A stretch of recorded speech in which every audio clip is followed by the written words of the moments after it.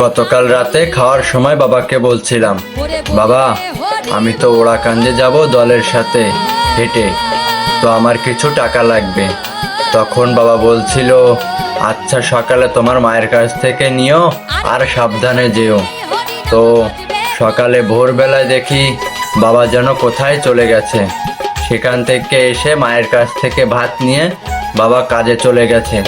তখন আমি মাকে জিজ্ঞেস করলাম, মা বাবার কাছে কালকে রাত্রে টাকা চাইছিলাম, বাবা কি টাকা দিয়ে গেছে? তো মা আমাকে 1,000 টাকা এনে দিয়ে বললো, এটা তোরকে দিয়ে গেছে। হ্যাঁ, এটাই আমার গরিব দিনমজুর বাবা।